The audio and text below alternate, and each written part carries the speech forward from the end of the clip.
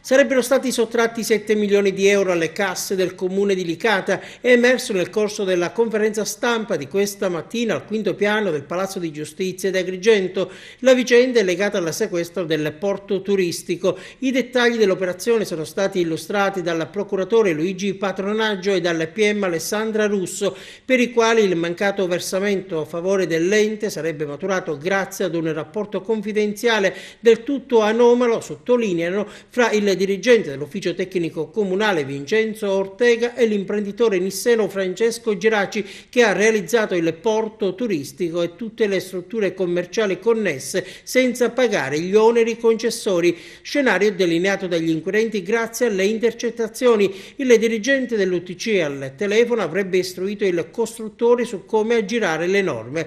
Questa vicenda ha già portato alla richiesta di rinvio a giudizio di Ortega e Geraci, che compariranno davanti al GUP Alfonso Malato a partire dal 26 marzo. Altre 22 persone in seguito sono finite sotto inchiesta con l'accusa di avere invaso abusivamente le aree demaniali.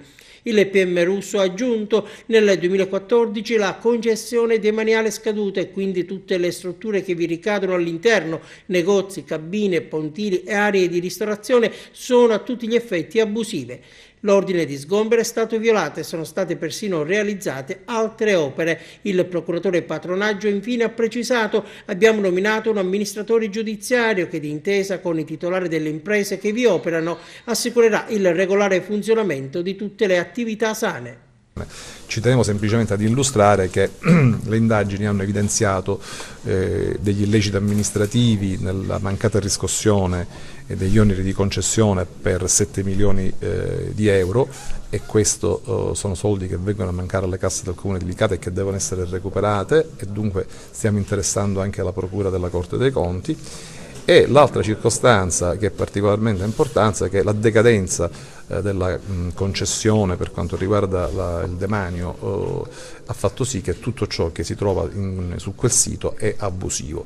È abusivo quello che è stato realizzato, ma è abusivo quello che è stato realizzato ancora peggio dopo il 2014, quando già la concessione era stata revocata. E abbiamo avuto cura affinché l'attività del porto e le attività connesse, turistiche connesse, non subiscano danni, perché non è nostra intenzione arrecare danno all'attività turistica di Licata. Infatti abbiamo nominato un custode amministratore giudiziario, il quale ha preso possesso, ma in sinergia con gli attuali amministratori, con chi ha le attività, continuerà a permettere la fruizione del porto e delle attività connesse.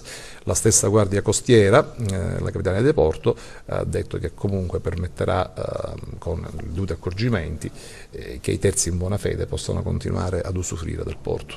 La base di partenza di queste indagini, a parte un esposto molto dettagliato dell'associazione a testa alta, è stata proprio quella di attivare delle intercettazioni di carattere telefonico ambientale, e sono risultati dei rapporti assolutamente impropri, opachi, fra il funzionario pubblico e l'imprenditore.